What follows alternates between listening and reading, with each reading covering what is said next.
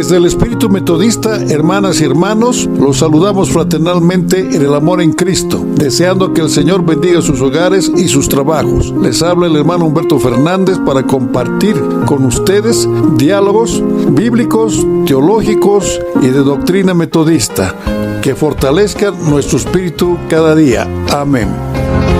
Somos uno en espíritu y en el Señor.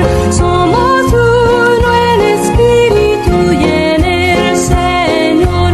Y rogamos que un día nuestra unión sea total y que somos cristianos los. Hermanas, hermanos, oremos. Amado Padre, en nombre de tu Hijo amado, nuestro Señor Jesucristo, te damos gracias, Señor, por todas tus bendiciones. Y te pedimos que en tu infinita misericordia, Señor, bendigas a nuestra Iglesia Evangélica Metodista en Bolivia.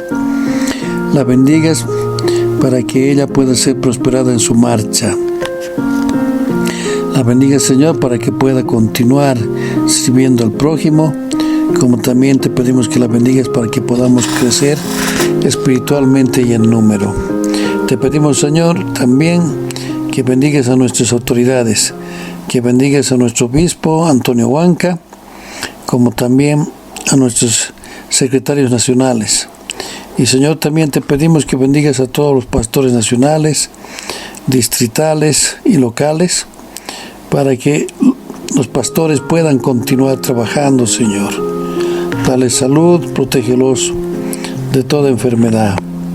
Amado Padre, también te damos gracias por la bendición que nos has dado por esta radio, por la radio metodista, y te pedimos, Señor, que la bendigas y la prosperes.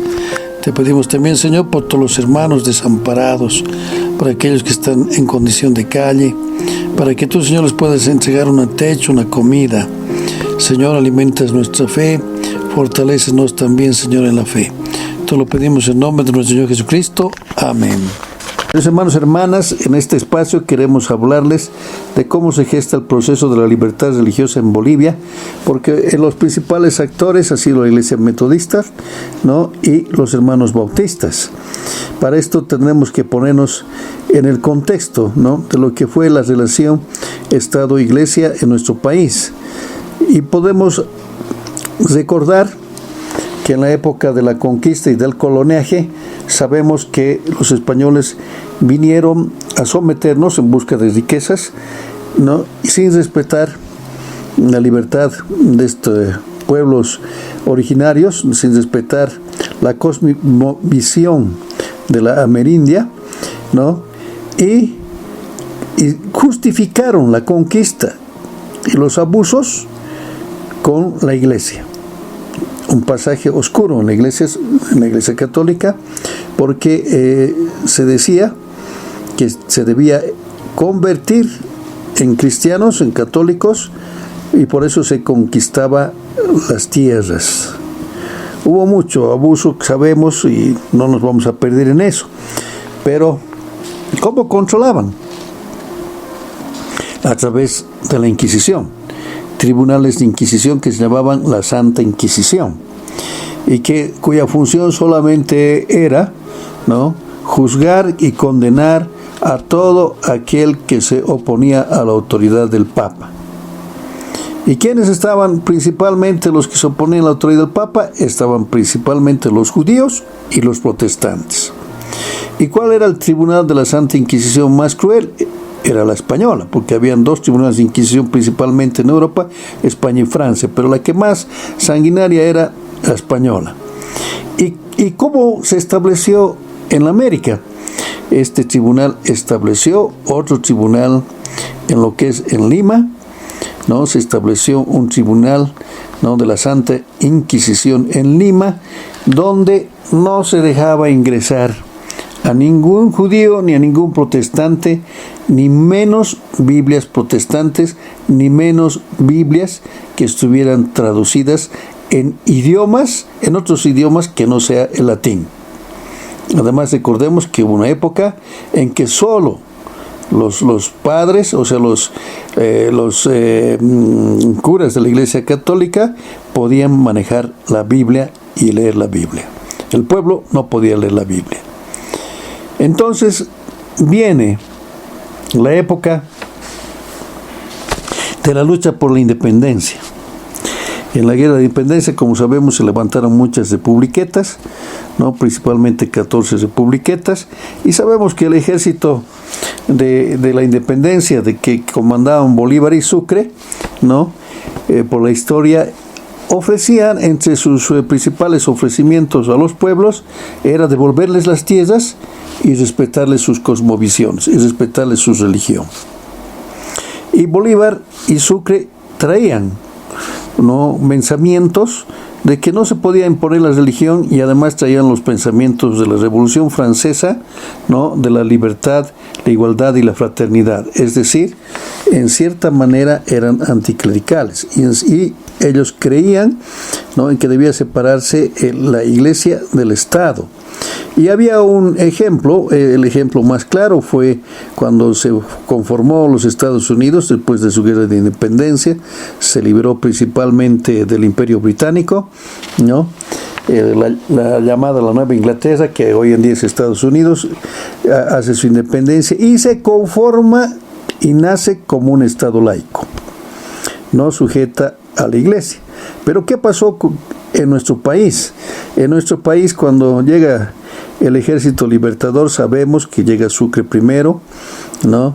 Sucre convoca a una asamblea constituyente y nos dice la historia que de las republiquetas que habían luchado por más de 14 años, ¿no?, para la independencia de nuestro país, no estuvieron los delegados principales de estas republiquetas en esta asamblea constituyente. Más al contrario, aparecieron los oportunistas del último tiempo, sabemos, ¿no?, y que siempre se dan en épocas históricas de esta manera, y apareció un Casimiro Lañeta, quien era un realista, era un ex realista que al ver que todo iba a cambiar, se enrola entonces en los criterios de la independencia y aparece como un principal vocero de la Asamblea Constituyente en 1825. De esa manera se constituye entonces nuestro país en un 6 de agosto de 1825 como una república independiente. ¿Por qué? Porque adoptan una de las alternativas de ser independientes, porque llevaron tres alternativas. La primera era que Bolivia podía anexarse al Alto Perú, o Bolivia podía anexarse al Río de la Plata, y la tercera era Bolivia debía nacer totalmente independiente, ni Alto Perú ni Río de la Plata. Y los constituyentes aceptaron y aprobaron por mayoría que seamos un país independiente. Pero ¿qué pasó con la religión? Cuando en 1826 se vota la primera constitución de nuestro estado, de la República de Bolivia, ¿no?, resulta que le habían pedido a Bolívar, para hacer esta constitución, que Bolívar les diera un borrador o las bases de un borrador para esta constitución política del Estado. La idea de Bolívar fue muy claramente, ¿no?, que decía que una constitución política no debía prescribir una profesión religiosa, porque no era la labor de un Estado. Bolívar creía así que la Constitución no debía decir nada sobre la religión. Pero hacen caso omiso y se funda la República, se aprueba la primera Constitución política del Estado con un artículo en 1826, con un artículo que decía así. El artículo segundo rezaba de esta manera: el Estado, o sea, estamos hablando de nuestro Estado, o sea, de la República, y decía: la religión católica apostólica romana es la fe de la República, con exclusión de todo otro culto público. El gobierno la protegerá y hará respetar, reconociendo el principio de que no hay poder humano sobre las conciencias.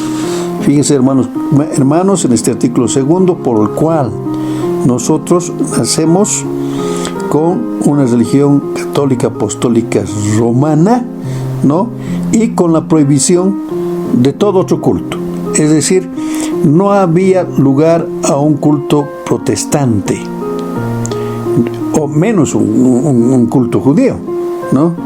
Pero este artículo segundo, ¿no?, que fue establecido con tanta fuerza porque esos delegados que votaron por la Constitución fueron influenciados por la Iglesia, y ya lo dije más antes, la voz sonante ahí era Casimiro Olañeta, y Casimiro Olañeta era profundamente defensor de la Iglesia Católica, de manera tal, ¿qué es lo que pasó?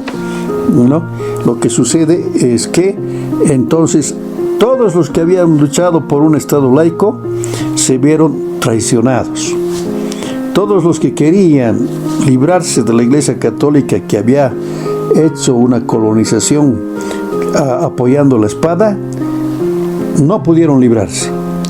Y de esa manera se ahonda todavía mucho más, porque entonces se establece una prohibición terminante en el Código Penal, ¿no?, en su artículo 195, que decía: todo aquel que conspire directamente para establecer en Bolivia otra religión que no sea la católica, o ser causa de que la república cese de profesar la religión católica, será traidor y sufrirá la pena de muerte.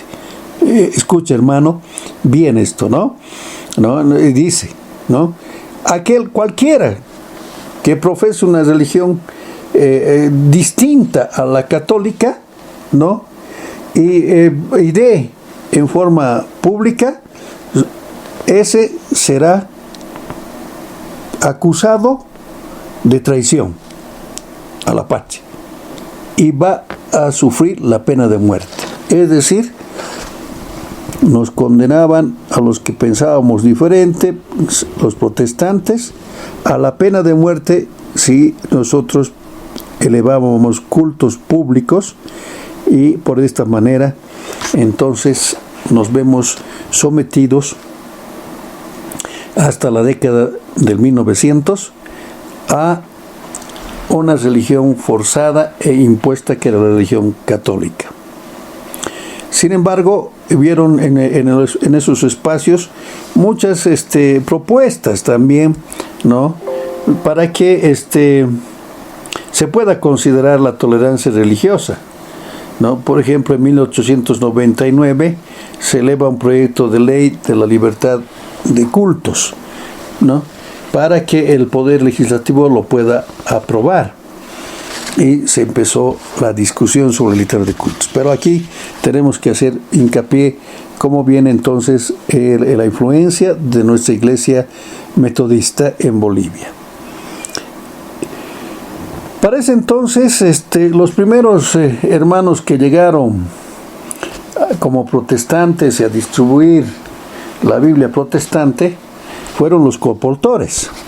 Los colportores no eran más que aquellos. Que es un colportor, queremos decir, un colportor es un hermano que distribuye la Biblia, que su principal objetivo es distribuir una Biblia, distribuir la palabra del Señor. El primer colportor que llega a Bolivia llega en 1827, desafiando esas prohibiciones que hemos señalado. Es el colportor Lucas Matius, que llegó para distribuir Biblias en el ejército, pero no le fue bien tampoco, porque tuvo que volverse. Posteriormente, en el año 1880, ¿no?, llega un colportor de la Sociedad Británica a Bolivia, llamado el hermano José Mongiardino. ¿Y quién fue agredido? Dice, ¿no?, por fanáticos católicos, fue martirizado, escuchen, uno de los primeros mártires por distribuir la palabra del Señor en Santiago de Cotaygaita, y fue llevado, ¿no?, su cuerpo a un río, ¿no?, y arrojado con una piedra atada a su cuello.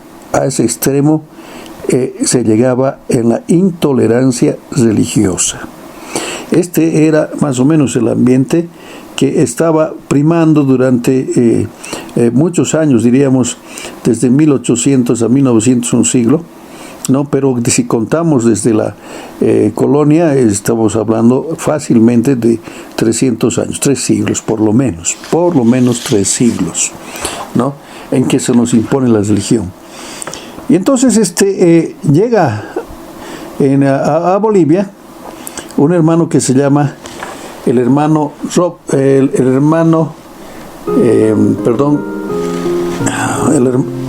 Bettelspacher, nuestro hermano Bettelspacher llega a Bolivia y este hermano llega atraído, ¿no?, sobre Bettelspacher, que era de una ascendencia alemana, llega para poder primero ser un colportor, ¿no?, porque él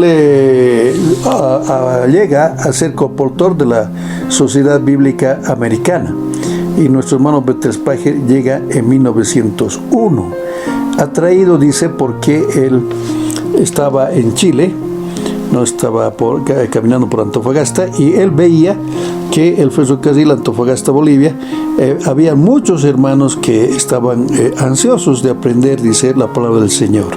De esa manera este hermano llega, ¿no?, el 20 de abril de 1901, pero llega y sin ninguna relación en Bolivia, llega a La Paz, y nuestro hermano es recibido por un hermano bautista, por un hermano misionero bautista canadiense, nuestro hermano metodista, el hermano bautista llamado Robert Rutledge, quien lo recibe a nuestro hermano Bettelspacher, lo aloja, ¿no?, y le enseña cómo era la realidad en la ciudad de La Paz. Nuestro hermano Bettelspacher, ¿no?, se dedicó con mucho énfasis a la evangelización, pero fue, como siempre, atacado en la intolerancia religiosa, y no se lo dejaba desarrollar. Inclusive dice que cuando él puso un culto, fue causa de una sensación periodística en la ciudad de La Paz. Fue una noticia, podríamos decir, la noticia bomba, que alguien se atrevía a hacer un culto metodista en la ciudad de La Paz en forma pública. Pero a esto llega todavía mucho más, ¿no?, porque hubo una, bueno, diremos tal vez anécdota, o la historia dice, ¿no?, que un sacerdote católico llamado Eloy Rodríguez es bautizado como bautista, es decir, siendo sacerdote católico se convierte en protestante, y esto dice que enervó, ¿no?, enervó a todos los sacerdotes y a las autoridades católicas, ¿no?, para que ataque mucho más a la iglesia protestante, principalmente metodista y bautista, ¿no? Pero nuestro hermano Bettelspacher logró establecer en Uyuni una congregación más o menos estable, ¿no?, más o menos estable. En 1904 ya había una congregación pequeña y estable, dice la historia. Para eso entonces se sigue discutiendo en nuestro Congreso boliviano, la libertad religiosa, y sube un gobierno liberal, el gobierno del presidente Ismael Montes, ¿no?, quien establece contactos con la iglesia metodista. La idea de este presidente era tener una misión o tener otros hermanos que podían sembrar una nueva forma de educación. Le preocupaba la educación, ¿no? Y para eso entonces llega nuestro hermano Francis Hassington, llega de Chile. Francis Hassington llega con toda su familia en en abril de 1906, llega, se establece, pudo obtener muy poco de lo que hizo Bettelspacher, pero él establece una escuela dominical, la primera escuela dominical en junio de 1906, ¿no?, desafiando la prohibición que hemos señalado, aquella prohibición que nos estaba diciendo que el Código Penal establecía la pena de muerte para quien haga un culto de esta manera o enseñe otra fe que no fuera la católica. Pero nuestro hermano Francis Hassington, desafiando todo este contexto, y empezó a evangelizar y entra en negociaciones con el gobierno liberal de Ismael Montes. Nuestro hermano Francis Hassington tiene un mérito porque él arriesgó su vida y arriesgando su vida, ¿no? Un 20 de agosto de 1906, ¿no? Organiza la conferencia trimestral, es decir, se organiza como sociedad metodista y es cuando nace nuestra iglesia, desafiando cabalmente esas prohibiciones. Es entonces que el gobierno de ese entonces decreta o establece una ley, ¿no?, de la libertad de culto en 1907, en 1906, establece Ismael Montes la libertad religiosa el 27 de agosto de 1906. Pero no se modifica profundamente la constitución política, porque la constitución decía, ¿no?, que seguíamos teniendo como religión oficial la religión católica apostólica romana, pero existía la libertad de cultos, se respetaba la libertad de cultos, ¿no? De esta manera, entonces, el 27 de agosto tenemos ya libertad para poder trabajar libremente evangelizando. El trabajo de estos hermanos Bettelspacher y los colportores, nuestros hermanos bautistas, nuestro hermano Harrington, la presión que hacen muchos otros hermanos que simpatizaban con los metodistas y los bautistas, logran que se apruebe la libertad de cultos, ¿no? Y es entonces que después de un año, ¿no?, en 1907, ¿no?, la ley del 29 de agosto de 1907 logra, ¿no?, dice derogar el capítulo 3 del título 1, ¿no?, del Código Penal referente a los delitos contra la religión del Estado. Es decir, deroga, y de esa manera entonces ya no éramos delincuentes por ser protestantes. No, mire, hermano, advierta usted que desde la colonia, ¿no?, durante toda la lucha de la independencia, el nacimiento de la República, llegamos recién a tener libertad religiosa el 27 de agosto de 1906, gracias a muchos otros hermanos que también han venido y han hecho presión para que esto se acepte. De esta manera, ¿no?, queremos decir que han habido también mártires del Evangelio que han logrado esta libertad de religión, y entre ellos tenemos también hermanos metodistas. Pero sigamos con lo que pasó con el hermano Francis Harrington, ¿no? Y hermanos, es un momento de pausa. Vamos a hacer una pausa con una alabanza, con un himno nuestro, un himno metodista, ¿no? Un pueblo nuevo vemos surgir.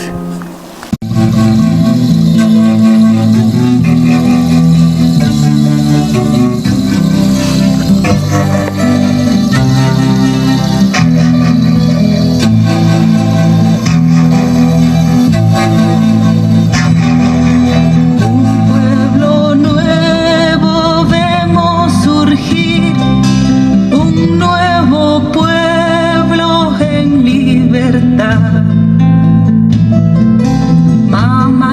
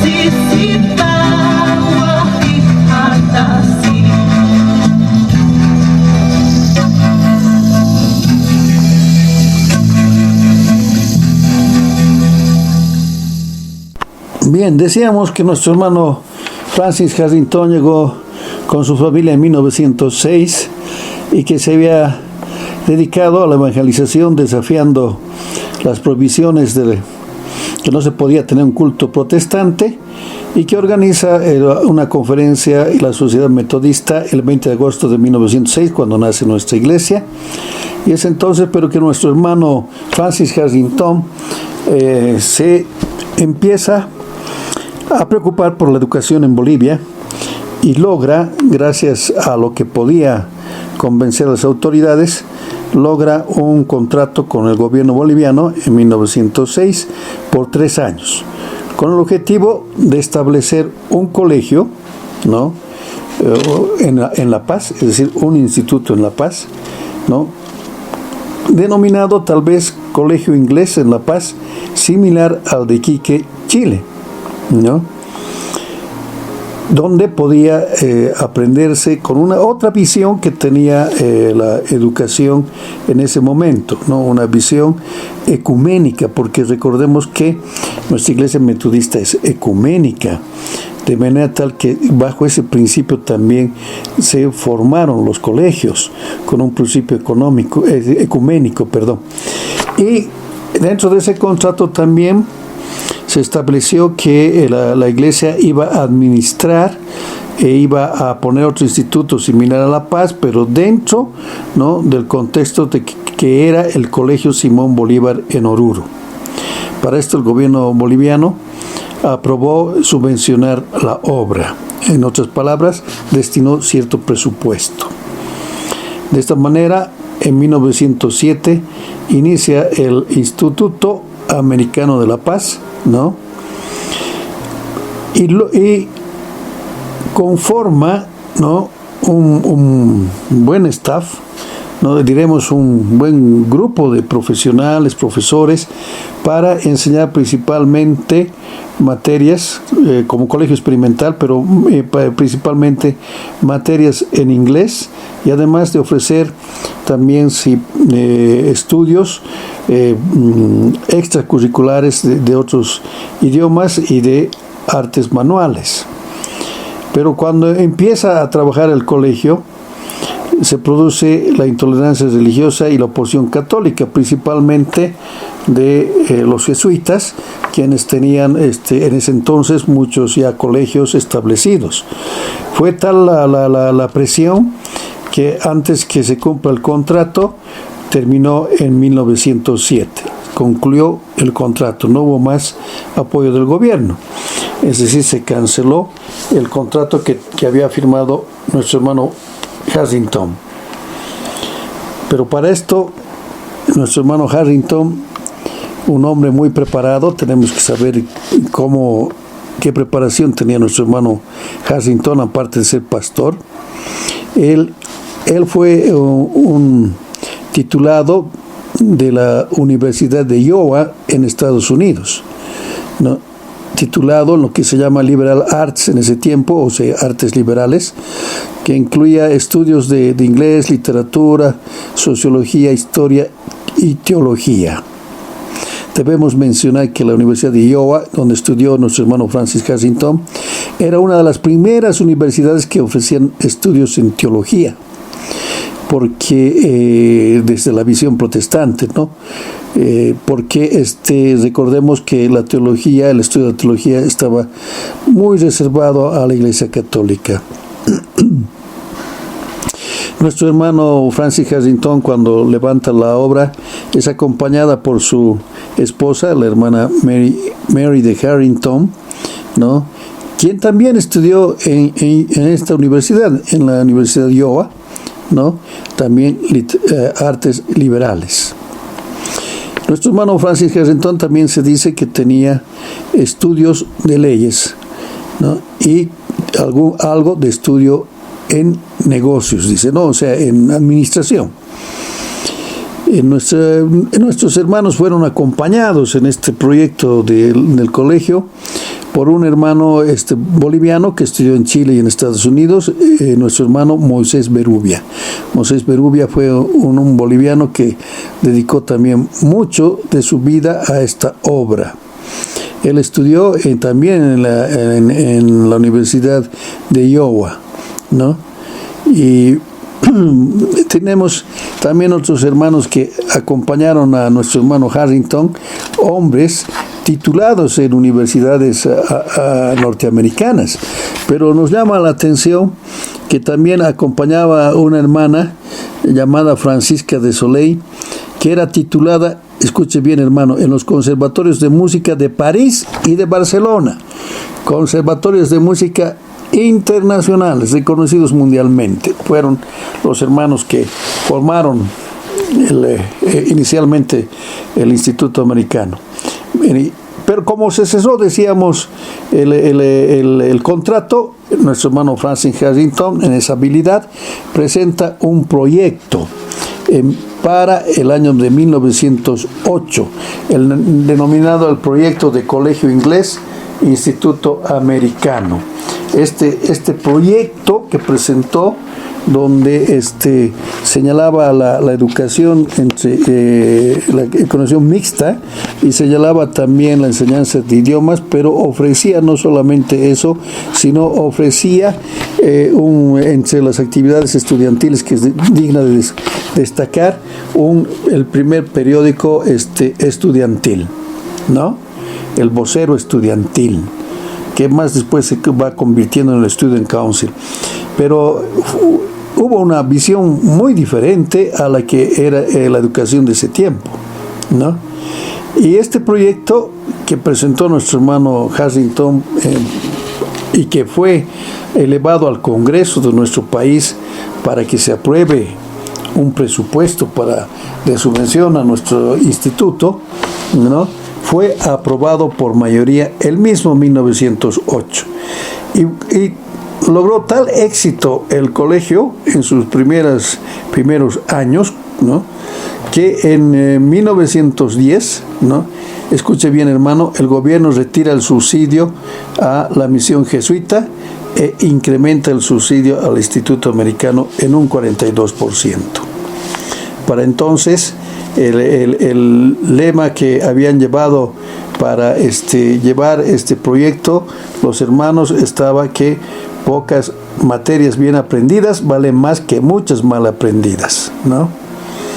Y ofrecían las plazas para los alumnos, tanto internos como externos, ¿no?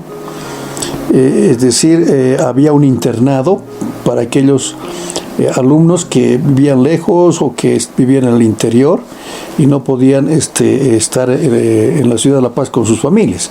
Entonces se estableció un internado, ¿no? Nuestro hermano Francis Harrington, lamentablemente, en lo mejor del proyecto que se llevó a cabo, fallece un 23 de febrero de 1908.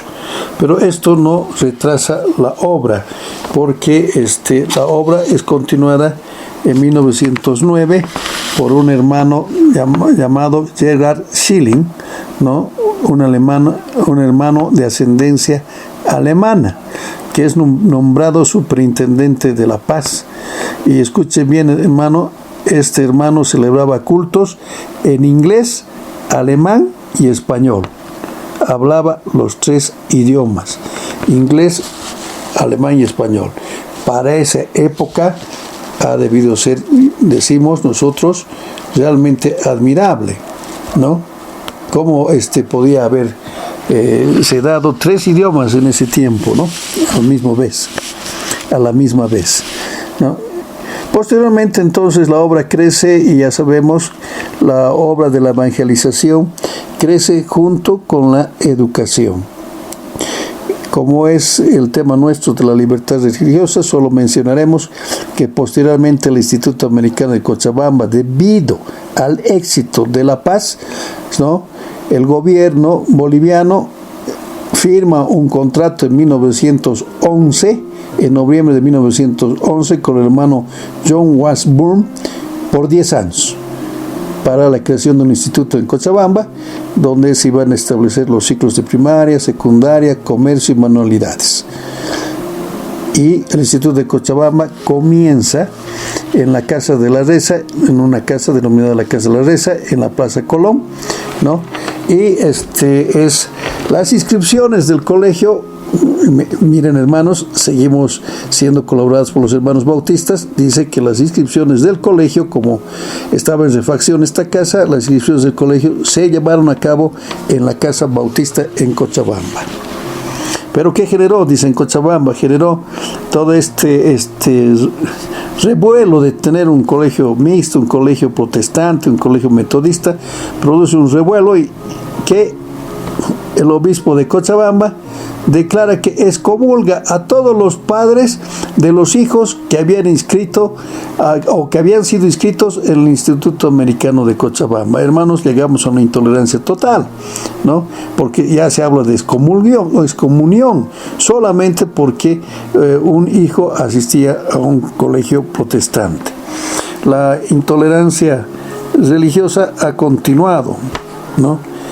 Y a pesar de haberse aprobado ya la libertad religiosa, ¿no? de abrirse ecuménicamente en nuestra iglesia metodista, la intolerancia religiosa continúa porque hasta todavía, podríamos decir, hasta la década del 60 todavía ha continuado la intolerancia religiosa, puesto que tenemos que cuando se quería levantar la misión en la población de Copacabana, ¿no? Nuestro hermano Adalid Verástegui, que era pastor, llega a Copacabana y por el simple hecho de predicar en la plaza de Copacabana es arrestado y encarcelado por 24 horas, ¿no?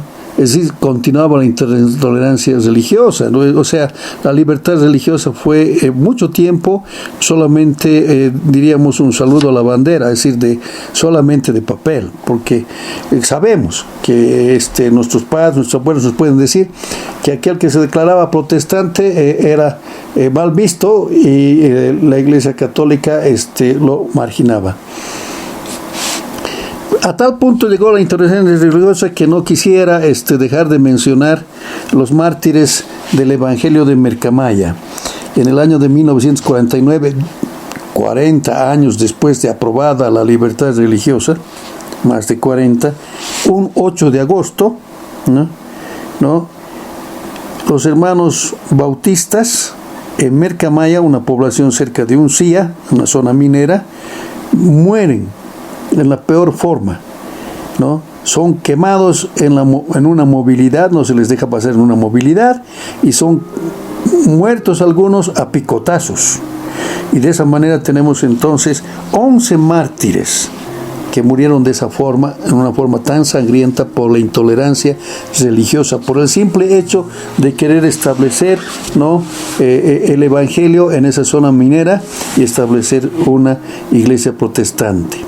Pero vamos a finalizar esta semblanza de la libertad religiosa.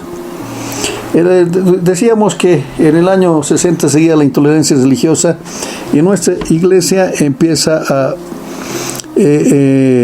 dar la idea y a propugnar lo que se llama un Estado laico. Entonces todos los hermanos evangélicos se suman a estas ideas de establecer un Estado laico para que la libertad sea completa, de poder que cada uno pueda elegir la religión que le parece, ¿no? Porque tenemos que señalar que la Declaración Universal de los Derechos Humanos, establecida en 1948, en su artículo 2 establece que toda persona tiene la libertad de religión. ¿Y qué es un Estado laico? Porque tenemos que entender qué es un Estado laico. Un Estado laico es aquel que se organiza independiente de toda influencia religiosa. Busca la neutralidad del Estado frente a las religiones.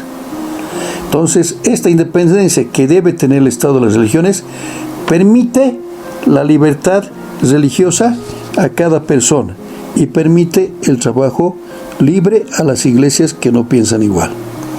Como sabemos, el año 2009, ¿no?, se aprueba la nueva Constitución Política del Estado, cuando se establece el Estado plurinacional, y el artículo 4 de la Constitución del año 2009 dice así: el Estado respeta y garantiza la libertad de religión y de creencias espirituales, de acuerdo con sus cosmovisiones.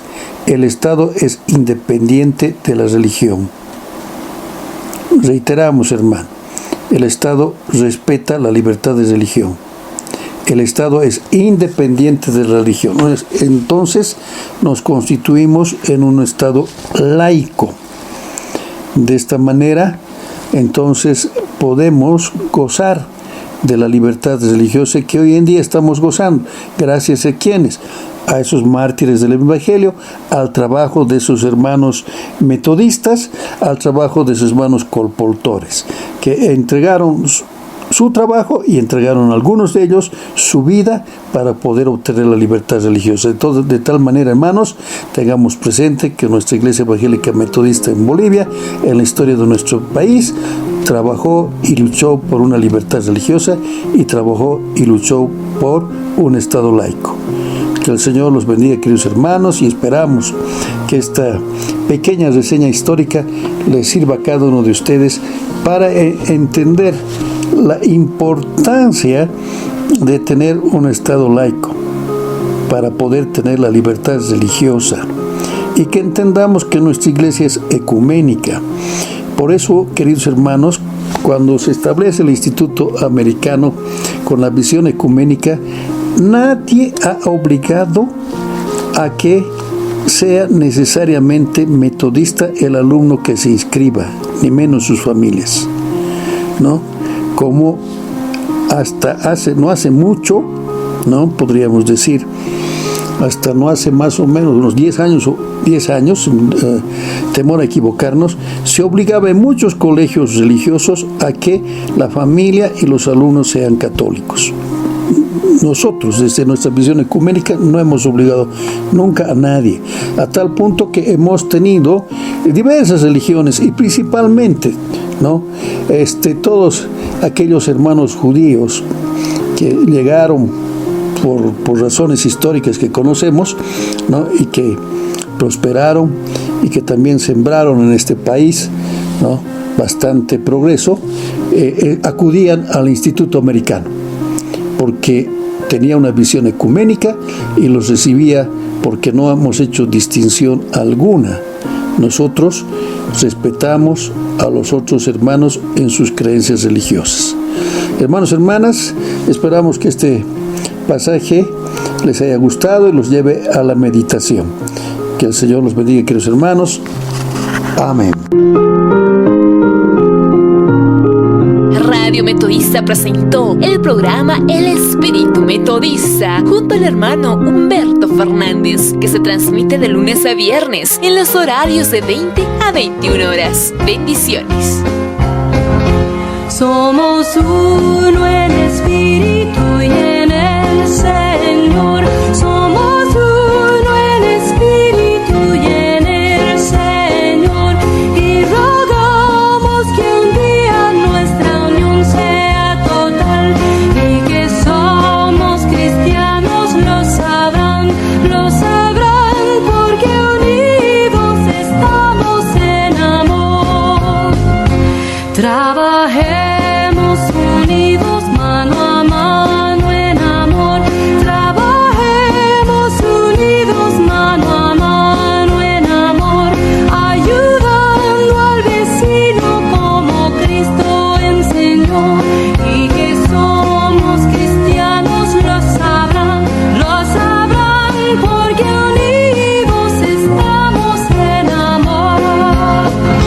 Marcharemos tomados de la mano en unión.